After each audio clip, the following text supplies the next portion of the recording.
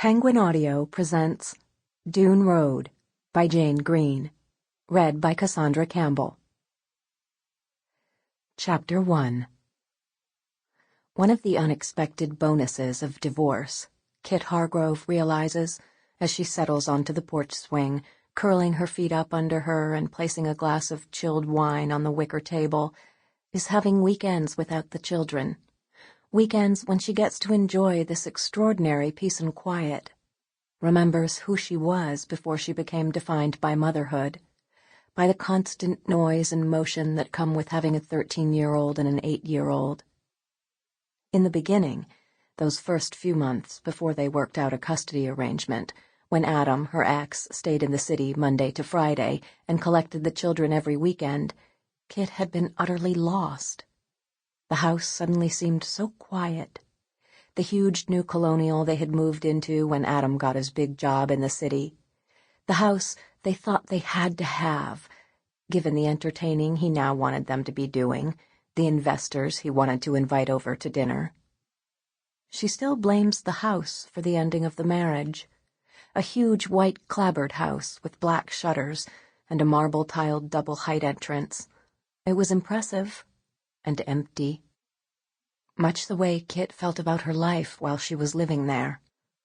The ceilings were high and coffered, the walls paneled. Everything about the house shouted expense, and it never felt like home.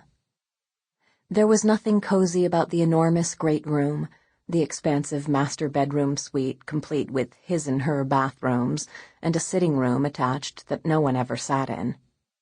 There was nothing comfortable about the formal living room, with its Persian rugs and hard French furniture, a room that they used perhaps 3 times a year, although no one lasted longer than 20 minutes in there before moving into the kitchen and crowding round the island in the one room in the house that felt welcoming and warm. The kitchen was the room that Kit lived in, for the rest of the house felt like a mausoleum, and the day they moved in was the day it all started to go wrong. Adam started commuting into the city during the week, leaving on the death train at 5:30 a.m. to avoid the crowds, getting home at 9 p.m. From Monday to Friday, he didn't see the children, didn't see her.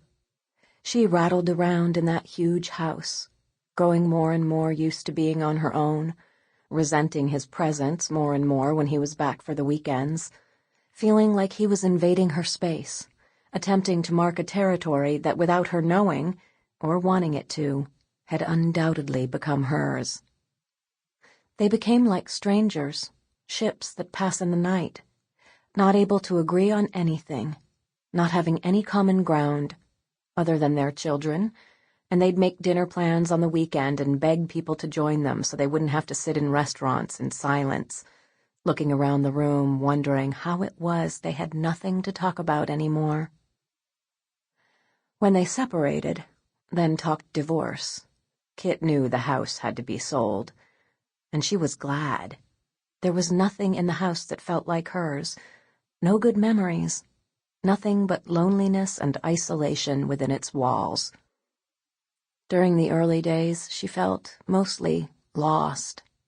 For so many years, Adam had been her best friend, her lover, and even toward the end, when they barely saw one another, she still knew he was her partner. She still always had someone to phone when she needed an answer to a question.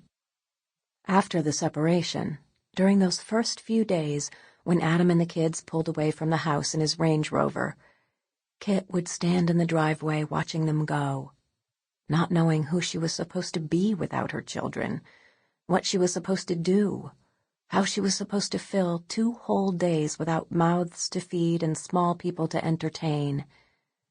She lost her partner, her lover, and her identity in one fell swoop. She didn't have the energy to go out, although her social life shrank to almost nothing anyway. A single woman, it seems, doesn't have quite the same appeal in suburban Connecticut. Their couple friends initially invited her out, feeling sorry for her or wanting to hear what had happened, but the invitations petered out, and she quickly realized that the friends she and Adam shared, their friends, would not necessarily remain her friends, because the chemistry just wasn't Sample complete. Ready to continue?